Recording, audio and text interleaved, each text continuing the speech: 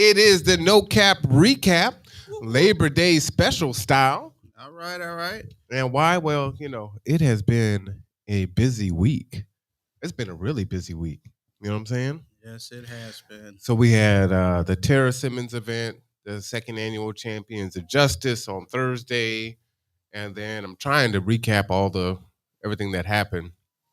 What happened Friday? I don't remember what happened Friday. And then Saturday was the Islander Festival with Bailey. That was fantastic, and the food was delicious. The dancing, the music, man, all the people, that was great. Then yesterday, Brother Marlon took me and Sabrina and the kids down to the pier to catch crab. It was the last day of crab season. So we got about 20 crabs and some flounders. I didn't catch any fish. Caught some crab, learned how to hold the crab from the back. Okay. And man, what did I do Friday? Man, I'm telling you, it was like a blur. You know what I mean? Sometimes life's like that. Just so much happening, so much going on. But it's been great. And oh man, we got more good stuff coming up. But how you doing, Rev?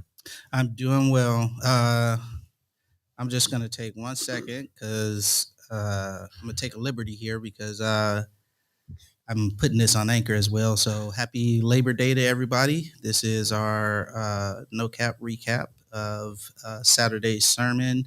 Uh, the people say you have an attitude. The people say you have an attitude. I got attitude. I got attitude too, Do man. you? Yeah, I got attitude. All right. All right. So I didn't want to take that liberty for this sake. But Yep, no worries. Rob says, "Good afternoon, gentlemen. Looking and sounding good." All Thank right. you there, Mr. Dent. What's up, Rob?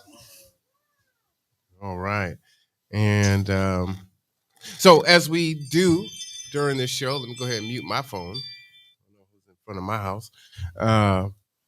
We recap the sermon from Saturday, and then the Rev and I have a discussion, and I come from it from the secular side, and he comes from it from the Christian side, Mm-hmm. and this is where the two sides meet together, and then hopefully you can take something from it. Yeah, the two sides meet together for practical application of our daily living. Is the purpose, I believe. Yeah. So practical from the worldly side, practical from the religious side, but also practical spiritually too, right? Yes. Spiritual application. Yes.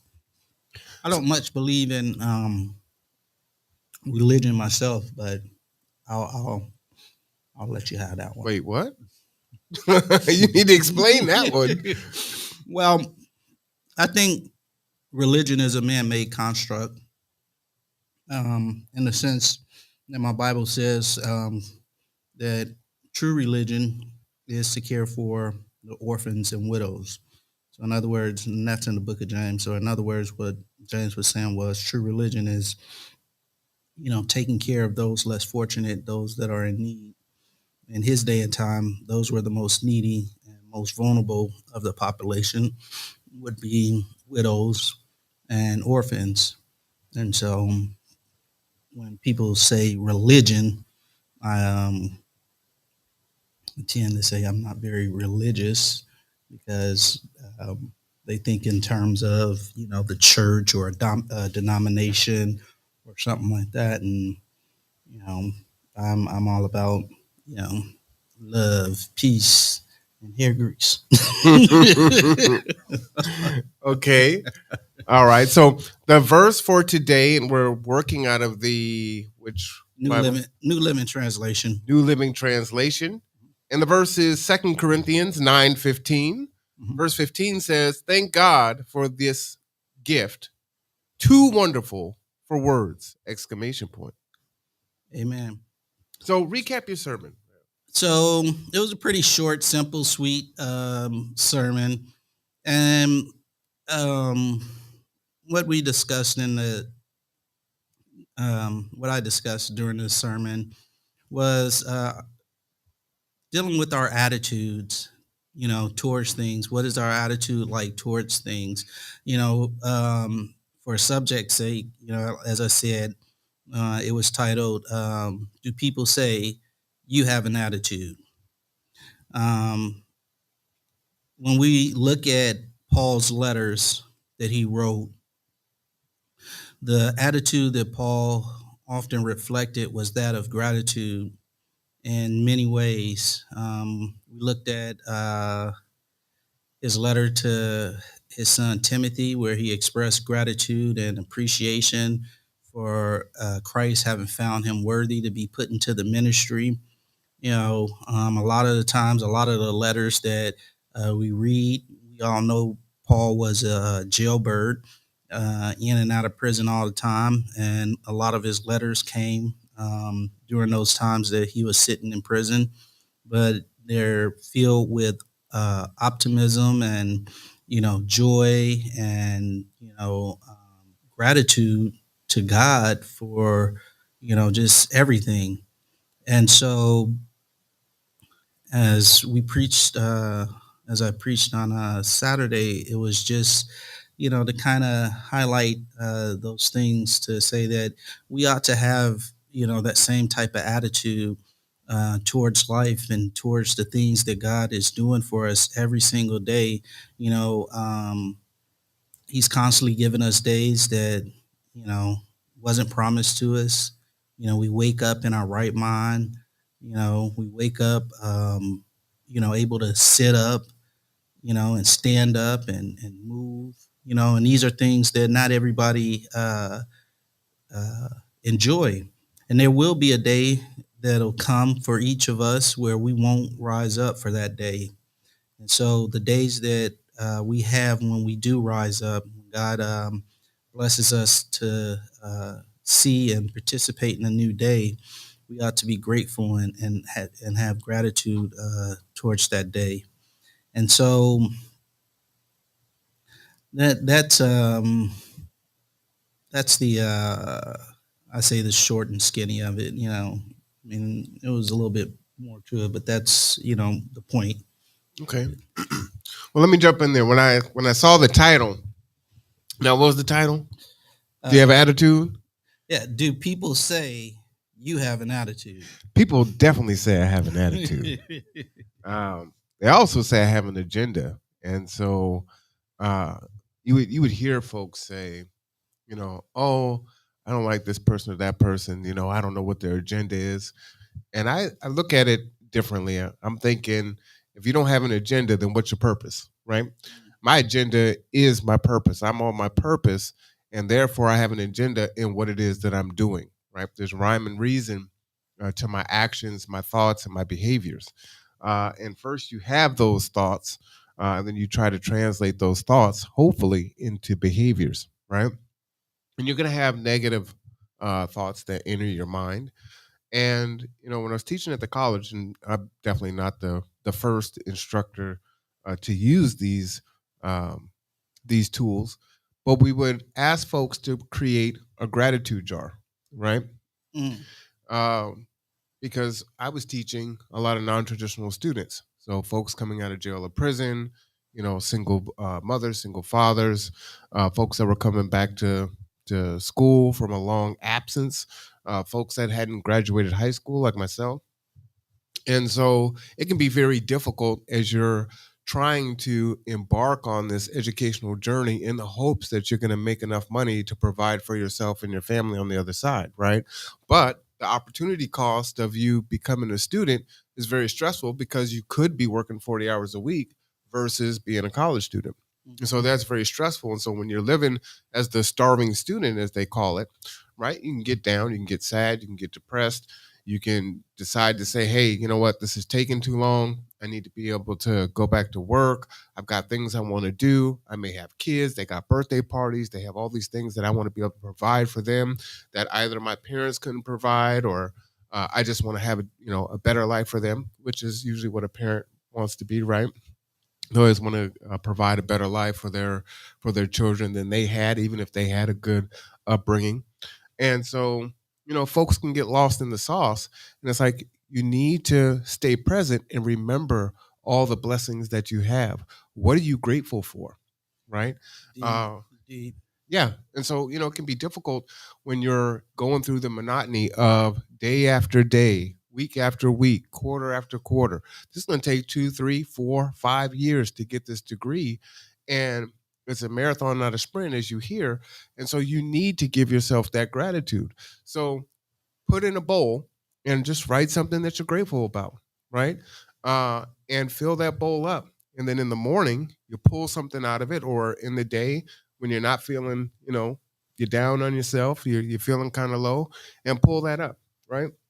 I have the ability, the power of discernment. I have the power to say no, right? We could talk about ableism, right? I can walk, I can talk, I can think, right? I can go to the refrigerator and get something to eat, right? All these different things, whatever gratitude is for you that you're grateful for, put those things in the bowl because it can help to shift your perspective, right? Oftentimes people think, all right, well, I'm in this rut. I'm in this bad mood. I don't know how I got in this mood, but I'm just feeling this way. And you're just waiting for it to wear off. But you actually have the power to navigate yourself through that.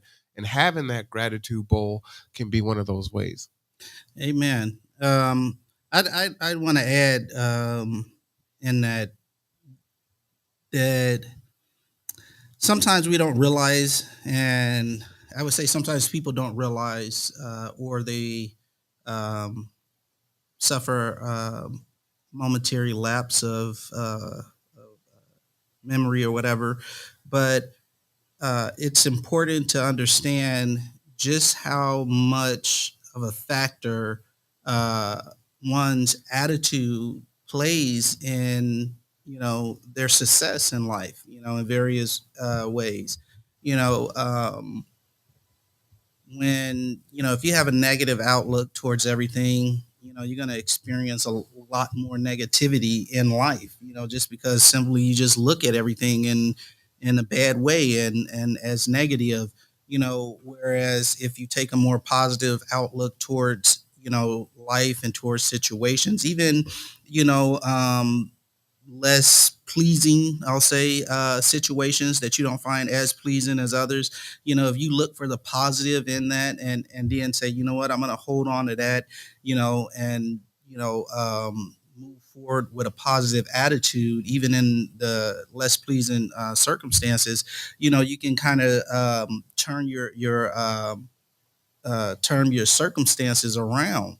And most people um, are apt to more apt to say, like, you know what, I don't want to be around you when you possess negative attitudes. And if somebody that's always just that Debbie Downer, or that whatever, is just like, you know what, I don't really got time for it, I don't want to be around them. And you start avoiding they'll start avoiding you or whatever. So just paying attention and reflecting on your attitude towards life, your attitude towards situations, your attitude towards the circumstances you find yourself in moment to moment and day to day, plays a factor. I often tell people, like, don't let someone else's negativity bring you down. You get in the line and the cashier has a negative attitude and they're funky or whatever. I say, listen, kill them with kindness. You know what I'm saying? Don't let that affect your attitude. Let your attitude still be, positive, and it can affect change, even on a person that has a negative attitude, So it's important that we reflect on our attitude, not just day by day or week by week, but moment by moment, because it's easy to slip into those negative outlooks in life and just be like, oh well, this thing happened and this thing happened, and the world's against me, and like, but again, like you said, those ableisms, what you're able to do, what you can do, what I'm saying, look at the positive out of it. What the situation, you wrecked your car, what I'm saying, that was your only mode of transportation, what I'm saying, but you know what? I walked away from that accident. I'm still able to walk. And so, yeah, that was my main mode of transportation. But you know what? I'm still able to transport myself on my left and right foot, And so just having that, having a mind to, create a positive space for your attitude. I think one can be helpful in that too. I wanted to go back a little bit because you said something about just kind of being around negative people. Yeah. And that can be detrimental.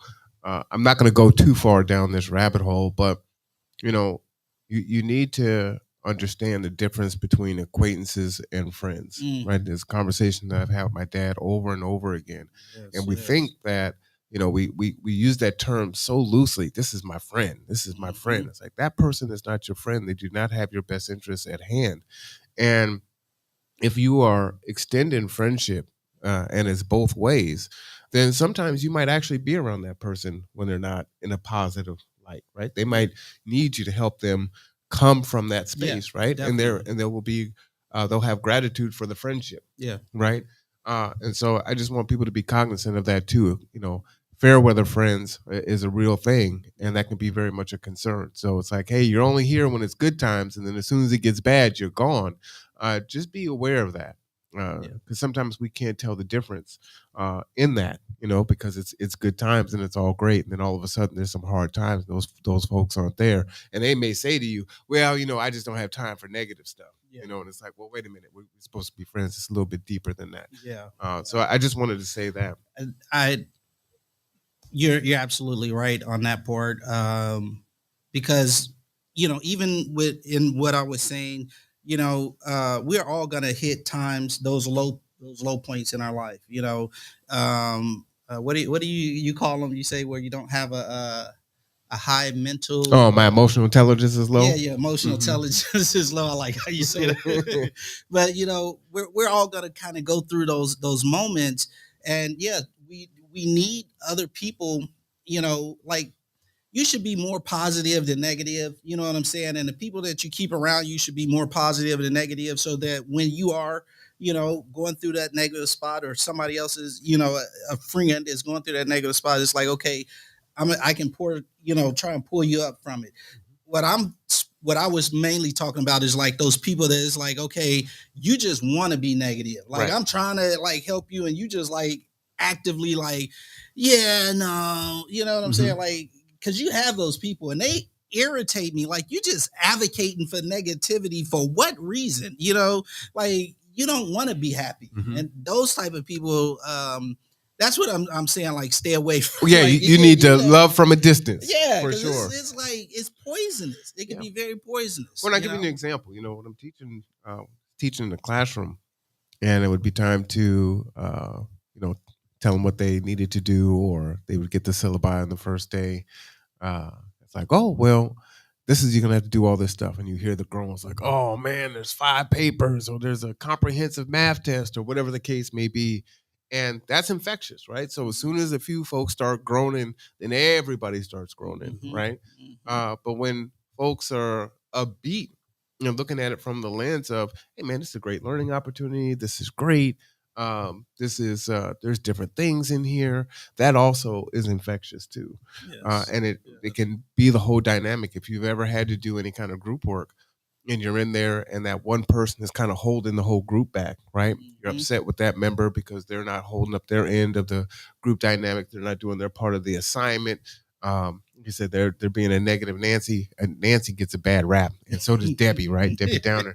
But they're just always that person that's just an anchor on the whole thing. Yeah. But when that person is like, hey, you know what? Okay, this is going to be tough, but we can get through this. We're going to do this. We're going to figure it out. We're going to just keep on going, and you go through it together, and you come out the other side. And one of the things that I'm very gracious about and have gratitude about is the fact that, one, I have the power of discernment, right? I have the power to walk away from things. I have the power of clarity to see things for what they are. But I also have the power to change my mind. I have the power to be wrong and live with that and be accountable to myself for that. That would be a great conversation one day. Yeah. Yeah, because I don't, and you know what? Even as far as attitudes go, I feel like we are in a culture where like everybody feels like they always have to be right, and that it's somehow you lose something in admitting that, like, okay, I was wrong, you know like that's I think it's a powerful thing, and for me personally, I feel like it's a moment of growth for myself when I'm able to recognize my errors and say, okay, I was wrong in this situation, and then admit it. Like, okay, you were right, I was wrong. I can admit that. right? Yeah. And some people, I feel like we live in this society where it's like, nah, even if they know they're wrong, they gonna, just hold on to that and be like, nah, and like, I don't take it as a bad thing. It doesn't do anything for you, No, right? I'll tell you a story. it And holds you back actually. hey, Shay, um, no, I'll give you a story. So, myself and brother Bailey had an issue, and I did a podcast several months ago on leadership and what does it mean to be a leader. Mhm. And so, in that podcast, I took accountability for the part that I played in that where I was wrong. And it's like I could have handled that situation a lot better. And I do a lot of those things in the public space so other people can benefit from it, right? And say, I can be your cautionary tale, so you can emulate the things that I've done well and you can avoid the things that I've done bad. But I think it's, a lot of times, especially like on Facebook and social media, people always show the front facing, the good parts of their lives and everything is all great. And you don't really see the bad parts. And say, well, you know what? They need to see the vulnerability. They need to see the self accountability. I was just telling another brother that was dealing with addiction, and so we bumped into each other the other day. Shout out to you if you're watching. And he was like, "Hey, I've got like 60 something days clean, and Amen. I'm doing the work and this and that." And I just said, two things. I said one, because he talked about depression and sadness, things like that. I said, men, we're still in a time where even though we're getting better, seek mental health counseling, talk to each other. It's okay to cry. It's okay to be sad, process your feelings. We're still told that we're not to, right? We're supposed to swallow it. We're supposed to suck it up and just man up, right? We get all those ups that are thrown at us, and then we're supposed to stay stoic and just process through it. And I said, don't do that. There's so many out of us men that are out here, and young boys that are sad or depressed, and they don't have anywhere to go. And when they do try to go to their other male friends, everyone else is trying to hold up the machismo of, oh, shut that down, you're tripping, whatever. And so now they don't have it. They don't even have their friends to go to as an outlet. But also, besides the machizo, I got to look that one up. Machismo. Yeah, I don't know that word. Machoism. Okay. I'm a person. I love words. So when I hear a word I don't know, I ain't got no problem with saying, "Look, I don't know what that means," and trying to figure it out. Yeah, I did. Was I not supposed to? Yeah, someone's coming in. Oh, it's an open thing. Sean? Is he coming? Oh No. yeah, that's right. It is open thing. I'm sorry. Like I'm tripping. Anyway, back to the show. There you go. When we're dealing with depression, you know what I'm saying, and we're trying to talk with other people, that can also people can also misconstrue that as people being having a negative attitude and a negative outlook. And we have to be cautious, because I do advocate for, look, I don't want negativity around me. I don't want to deal with it. But, what I'm saying, we do have to be able to make space for, people's mental health as well, and understand the difference between somebody that just got a negative attitude towards life and somebody that's, dealing with some mental health stuff where like, hey, I'm battling with some depression right now and I'm in a low state, a low place in my life, and the world just doesn't look sunny and bright to me right now because my mental health isn't there. That's that's an important distinction that people have to realize and understand. Like if you sitting here complaining and you tripping because like, okay, we got a project to do. I ordered number 2 pencils, but they sent me number 1s. Man, we ain't gonna be able to do this. We got number 1. Like you tripping. That's negativity. You know what I'm saying? Well, my I had a professor, one of my mentors in my master's program, old white lady, Marty Drummondale. Shout out to Marty, Old Dominion University, the Monarchs. She says, no stinking thinking. And so she's teaching us the methodology and the pedagogy of teaching, right? Mm-hmm. And you as an instructor can't have negative thinking, because how are you going to, be your best version of yourself so that you can get the best version of it out of your students, right? And so that always stuck with me. And I'm sure, again, she hasn't invented that, but that was really important to interject into understanding the responsibility you have of controlling your emotions and your thoughts Mm-hmm. when you're in the classroom in front of Mm. folks. Shaylin says, dual reality conversation. I am happy, and there are some things that I'm struggling with today. Yeah, absolutely. There's lots of things that I'm struggling with. I'm constantly struggling. But I tell you what, last night, Amen. got home from the crabbing. I was dog. I could barely walk after everything was said and done. I took hey, how you doing? How's it going, bro? Good to see you, man. Gylan, that's Keyshawn right there. He knows you're coming. If you guys want to go around into the back of the room, or if Just you can sit hang out, down, either sis. way, Just it's, sit it's down. cool. You know, I just want to be cognizant of your time. So, oh, that's good. You hungry? I made breakfast. You know, there's some. It's an egg bake with or a scramble with potatoes and Quit Italian bragging. sausage Quit and bragging. It's bacon. food over there. What? He With trying to spinach. brag What? right now. Hey, I throw it down. I put it down. I don't do it often, but when I do, those are You do. keys. You do. But yeah, no. She said no stinking thinking, and that's really important to have that mindset. You know what? It is. And I would say this for especially our younger audience, because sometimes our younger people don't realize or understand this as much as older people, and we have some older people that just never really figured it out. But That's facts. You don't always, everybody doesn't need to know, what I'm saying, everything, and sometimes when you're going through like, a low state or whatever, you have to know who to share with and who not to share with, because as you were saying earlier, everybody's not, for your best, No, they might weaponize it against you later on. yeah, and so like you may have those friends that, like you were saying, was like, oh, shut that noise down, we ain't trying to hear it, and that's because they're not really for your best, so it's a lot of fine lines and fine lines in this subject, what I'm saying, as far as our attitude goes. So then how do you help people navigate the fine line? Well, the fine lines is, me, one, I'll speak from my personal the way I deal with things. That's right. Give us that anecdotal experience. So, I battle with major depression, right? And I take medicine for it. Did you just say not to tell everyone your business? Yeah.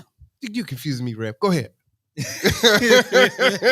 But again, I just said I'm gonna speak from my point of view. Go ahead. Okay, so all right.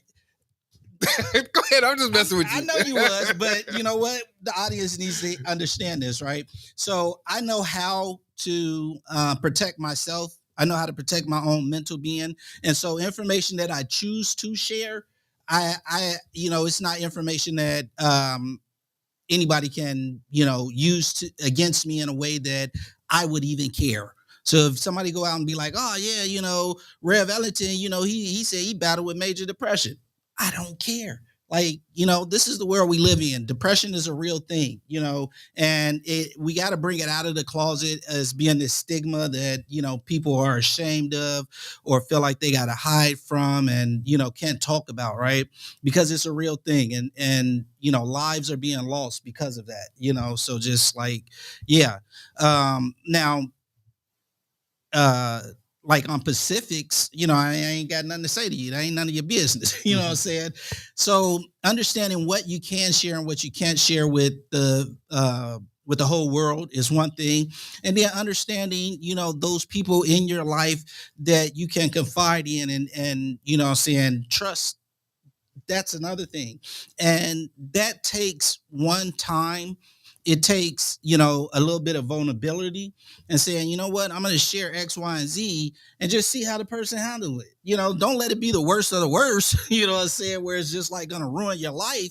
But, like, okay, I'll share a little something and we're going to see how, that goes. And, it builds trust with one another, right? You got to build trust with a person that you can confide in. Even like if you're seeing a therapist or a psychologist or whatever, the same principle holds true. Like, you don't just go in there telling them everything. Like, you know what? We got to build a rapport. We got to build a relationship. Thank you. You know the other word I was trying to say. But anyway, so it takes time, right? You know what I'm saying? And understanding that it's okay if you are if your attitude is that you know what I'm saying, where you're dealing with the mental health, it's okay. Go get help. Don't be ashamed about it. You know what I'm saying? And don't let anybody, you know what I'm saying, bully you about your mental health, because it's the same thing as your physical health. So let me ask you a question, because this conversation is centered around gratitude in 2 Corinthians 9:15. Attitude of gratitude. Yes. Thank God for this gift. Too wonderful for words. Yeah. So in regards to how you are navigating your own depression, what are you grateful for? What's your gratitude there? So my gratitude is that I'm able to, come to terms with, like, this is just, a part of life. I understand that it's hereditary. My mom, she deals with it. Most likely my father did before he passed. I'm grateful that, I'm, I'm comfortable enough with who I am to not care and be able to talk with my doctor and say, yeah, this is what's going on. Even before, like, it kind of got big in the media and stuff, like, look, this is what's going on with me. And so just to clarify, it's not that you don't care.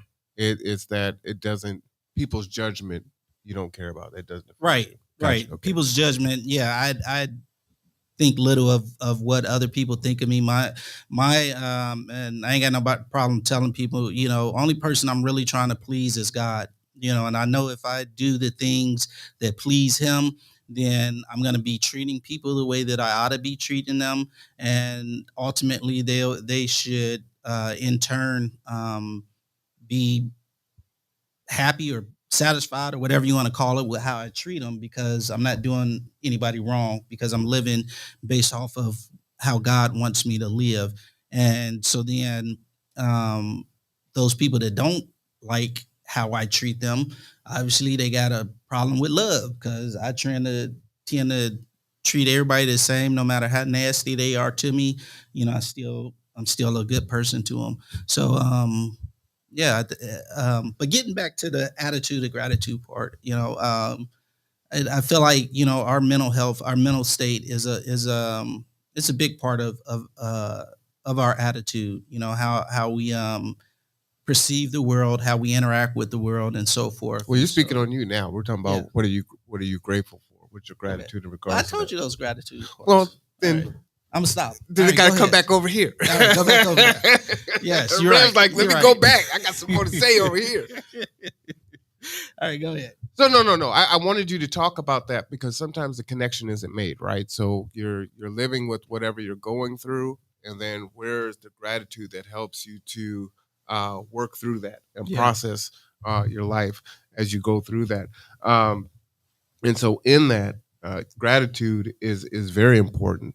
And I think there's some grace that goes along with that also as well.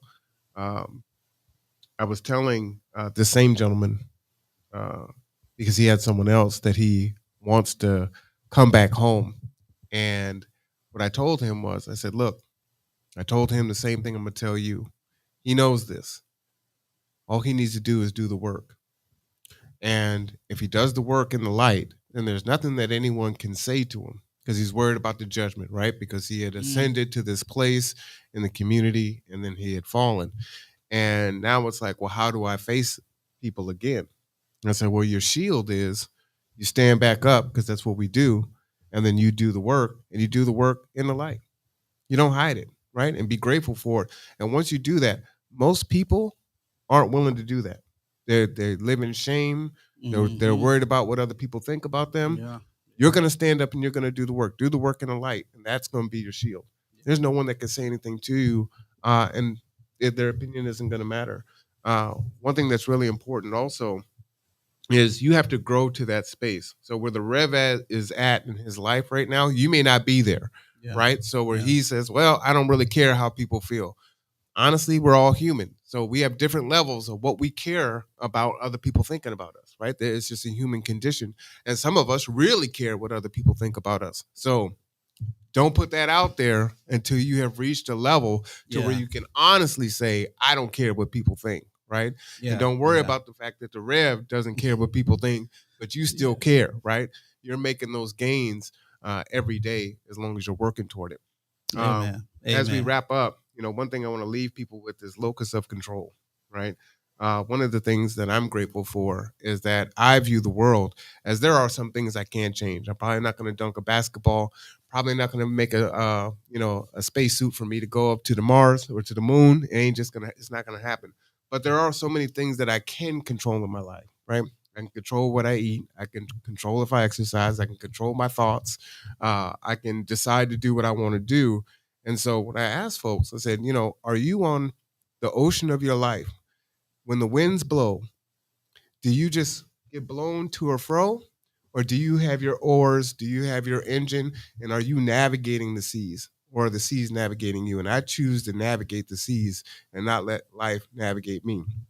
Doesn't mean that bad things aren't going to happen to me in my life, things that are outside of my locus of control, but how I engage and how I navigate through it, that is under my control. And so that gives me strength and it helps me to persevere and be resilient. Amen. Amen. Yeah. I'm a very unique individual. So when I speak about myself, you guys don't ever take it and be like, yeah, I'm gonna run with that because I'm a very peculiar person. Um, the thing Well, is, Mr. Peculiar, I'm gonna give you the final word. okay, He said he had an hour. He had to get out, bro. and he's already 10 after. We had 35 minutes. We had 35 minutes. Oh, you saying you got 25? It doesn't matter that the timer started? I started 8 minutes late, so actually we had 42 minutes. Okay, all right. So I'm just looking out for you, Rev. Yeah. Okay. All right. Go ahead. Anyway, what I was saying, like, anyway. I guess we got 20 more minutes. No, what you got over there? We had an hour? No, I didn't even look over there.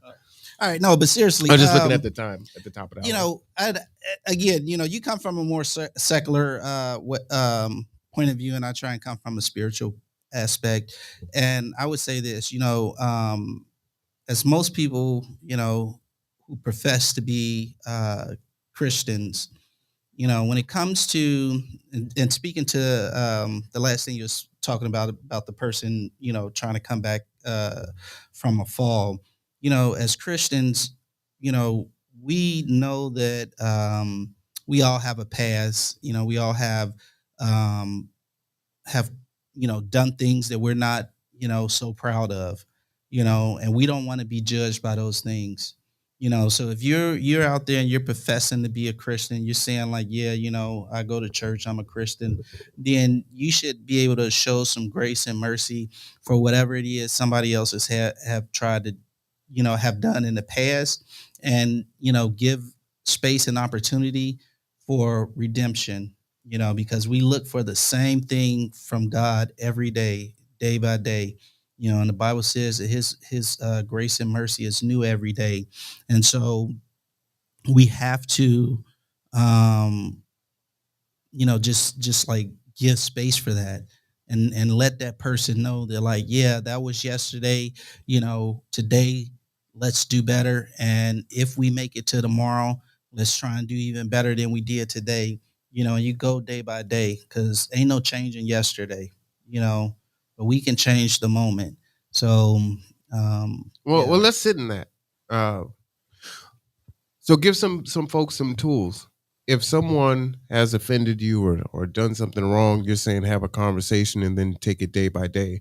A lot of folks hold on to things, right? Yeah. The Black community is meeting here in 2 weeks to talk about the things that have been holding us back, right? And that's not unique to Kitsap County, but it's something that individuals go through, families go through.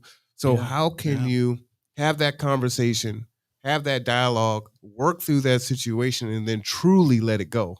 Some folks will say, I forgive, but I won't forget, which I might say, stop the cap, because if you ain't forgetting and you really truly haven't forgiven, because as soon as you do something wrong next, then here it come again, right? And you done brought it up, or it's piled on top, I was talking with a gentleman just the other day, and he has some family hurt that he's dealing with that's been going on almost 2 decades, 18 years, Mm. and still, man, talking to him and you think it happened like a week or two ago. It's real fresh, you know.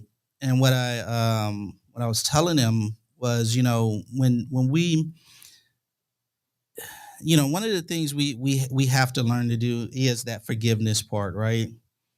Because he's like, oh, I keep trying to have conversation, with the family, and nobody wants to talk about it, and they just, it ain't the time, or ain't nobody trying to hear that right now, and this and that or whatever else. And people, what it is that people throw up their guards and they get defensive, and it's like, yeah, we don't want to deal with that because it's a hard and tough space to deal with things, right?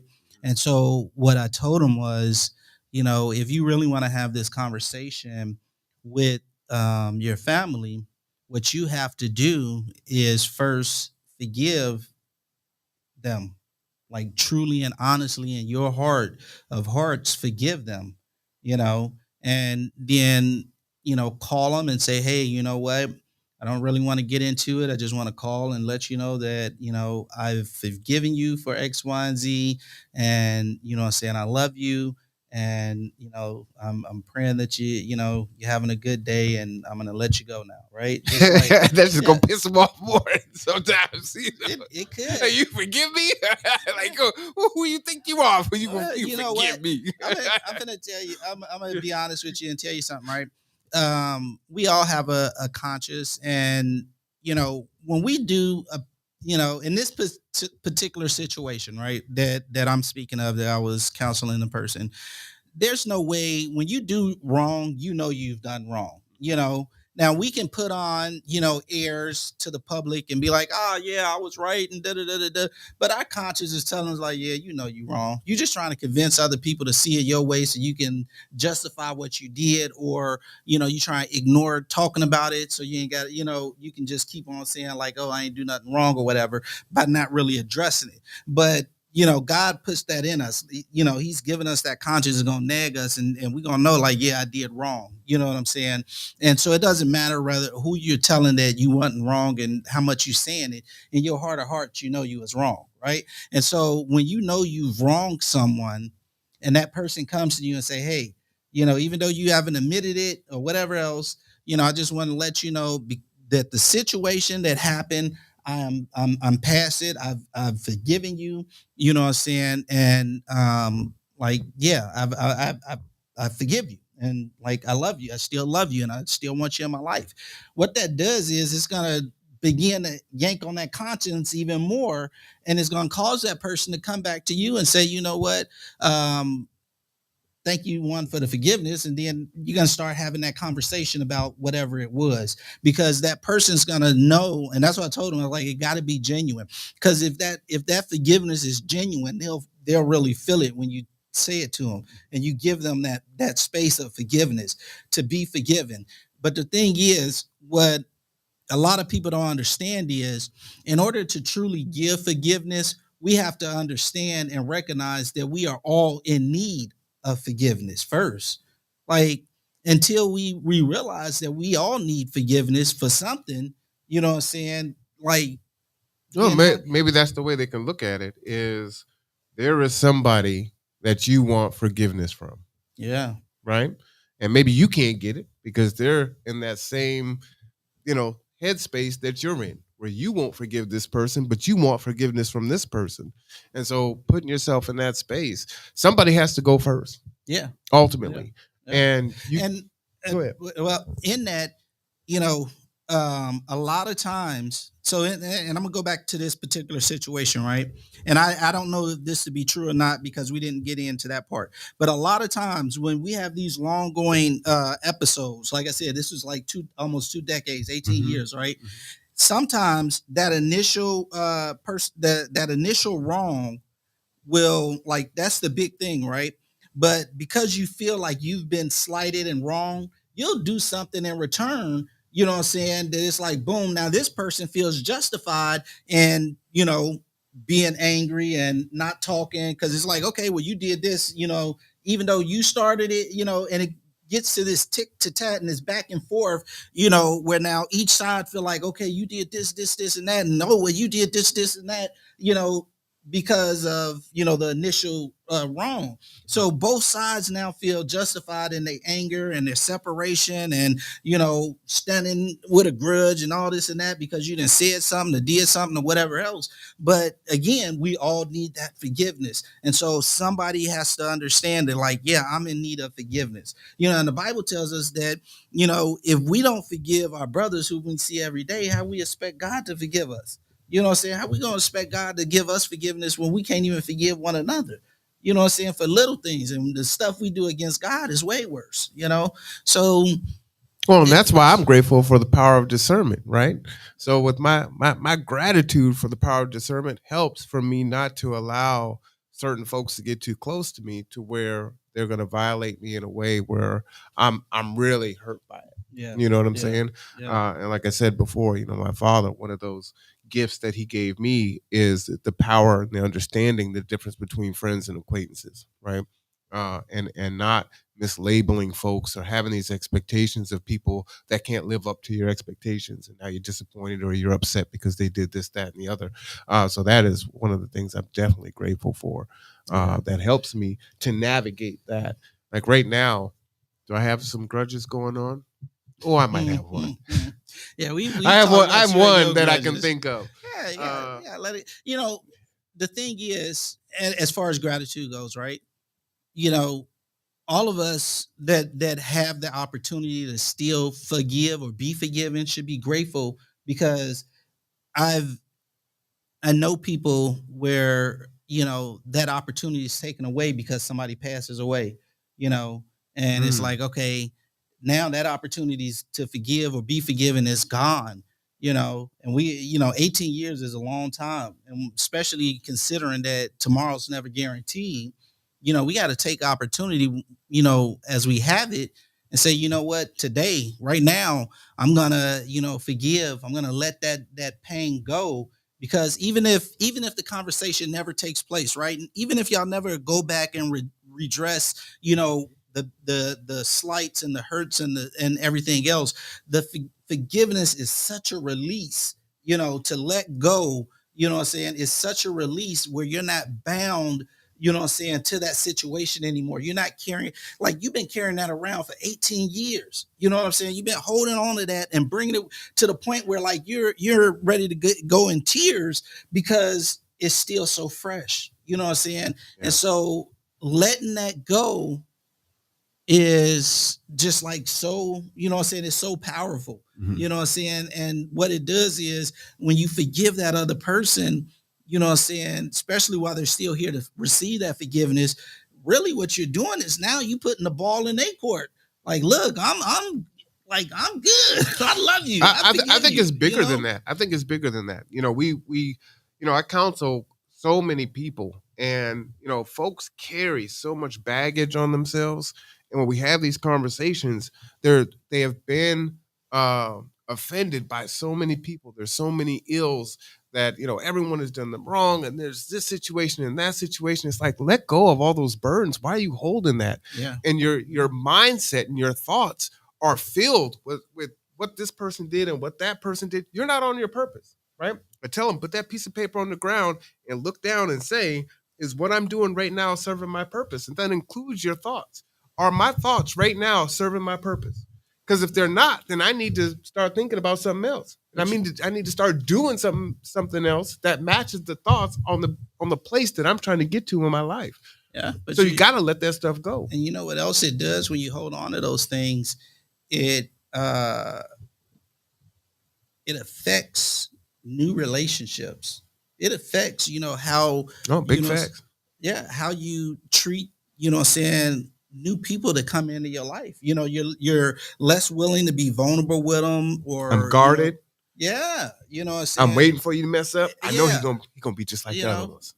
And exactly, and so it's very, it's detrimental even to yourself, and that's why I say it's such a big, huge release when you learn to, like, truly forgive, like, in your heart of hearts, and say, you know what, I'm good. You know what I'm saying? I'm good. I love you, and I forgive you, and we can continue on in life because Oh, that's one of the reasons why I sleep so well at night. For my little 3.5 hours that I get. 'Cause I don't carry that stuff. What you saying? You just said you had a grudge with somebody. Let it go. I said Let one. it go. Let it, Well, I used to have a lot. I was angry dude. I told you I was one. angry. What do you mean it only takes one? It only take one. Hey man, I'm working on me. Okay, I'm not a perfect vessel. That's what I'm teaching. Be good. Be good. And you know what? Honestly, at this point, it's just one that I just haven't fixed. Yeah. You know what I'm saying? It's with my brother, but it's one I haven't fixed. That's a big. But I can't really say that. Even today, not really angry at anyone, not pissed off at anyone. I might be disappointed, but no, I'm just at a stage in my life where that does not affect me now. Yeah. In that way, and it is very freeing and empowering. And I tell folks, they say, "Oh, you're like a robot. You just keep going and keep going and keep going. You don't seem to stop in the things that you do." And part of what allows me to do that is I'm not focused on all the BS. I don't have those distractions, so I'm constantly on mission, trying to help other people and do what I think I'm called to do, right? And then I don't have to worry about how anyone thinks of how I'm doing what I'm called to do. And there's lots of judgments that are levied against me on how I do what I do, why I do what I do, how I do what I do. And I've told this story before. It's like, people told me I was stupid for starting G2, right? And wanting to help people and feed folks and provide transportation. It's like, have your timeshare, live your life, have a ball with you and Layla. And it's like, but that's not what I'm called to do. So I'm just obeying what I believe my mission is at this point in my life. Yeah. And for that reason, like I said, I very rarely set an alarm because I wake up ready to go to work and do the work. It is what it is, and it feels good. Yeah. I got a peace and a joy. Amen. But I'm the secular side. I'm the worldly side. You called me a heathen earlier with the different words. So Did I say you was an infidel? Yeah, you say, wow, it's getting worse. How do you really feel about me, Ram? Are we friends or acquaintances? I might need to know the difference here. I don't know who I'm sitting next to. You coming from the secular, I'm coming from the spiritual. I say infidel. Wow. No, I'm joking. Call me a heathen and an infidel? I did not call you a heathen. When did I say surprised? That? I mean, that's kind of the words that I thought. Do you even let me take communion? Yes. Oh, wow. Okay. Yeah. Of course. Right. Well, I appreciate that. No, okay. Hey, audience, me and Marwan, we joke a lot, but I do consider Marwan a friend. Yes, a good, close friend. I do. So, yeah. This is called the No Cap Recap. So is that cap or no cap? I'm not a friend. I'm his acquaintance. You see that? No. I open up. I'm vulnerable. I'm like, I consider him. That's what you said you were. This is the new cap. This is the no cap recap. That's what you said you were. It wasn't required for me to be that way. Oh, so I'm not your. I didn't say that. No, that's another conversation. Okay. We're out of time, people. Next week on the. No, we're friends. We're friends. I'm hurt. This is my friend. I'm hurt. I have fun doing this show. I do. I really do. Yeah. No, this is the only way we be able to, joke with each other and talk and, yes. Have personal moments. We do have conversations with each other about things that are affecting our lives, things that get us down when we're going through trials and tribulations, and we lift each other up. So it's very, very positive. Indeed. There you go. So now I think we should go ahead and wrap. Yeah. You know what I'm saying? Yeah, we had our hour. Yeah. I got work to do. Unfortunately, I don't want to do my work, but I got work to do. So I'm fearfully going to ask the pastor for the final word and hope that it's in under 2 minutes. It'll be in under 2 minutes. It'll probably be less than a minute. My final word is, be mindful of your attitude. Be mindful of the attitudes of those you choose to have around you. And remember, whether you realize it or not, the people that you choose to surround yourself with will affect your attitude, and affect your outlook on life. And so if you find yourself always in these negative spaces with these negative thoughts and attitudes, be reflective, one of yourself and then those you choose to associate with. Mine would be make yourself that gratitude jar, that gratitude bowl. You'll be surprised as to how fast you can fill that up. I'm grateful that I can think. I'm grateful that I can walk if you can walk. I'm grateful that I can get up in the middle of the night and go to the fridge and grab a snack. I'm grateful that I can get into a hot shower when I want to take a shower. Whatever you're grateful for, put it in there. It doesn't matter how small it is. And as you reflect on that, pull one out every morning.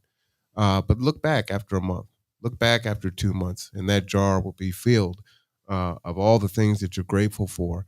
And understand that you've been through a lot of things in your life and you've overcome a lot of things in your life. And so, as is that Maya Angelou, this too shall pass? Is that who said that? Someone said it. You saying no? Somebody said it. I'm saying it now. It's mine now for the day. This too shall pass. And if it doesn't, you're going to find a way to walk through it. And, when I said, when my dad was, having his amputations done and went from being able to walk to, them just taking more pieces, first the foot, then the leg, and all the way up to the knee.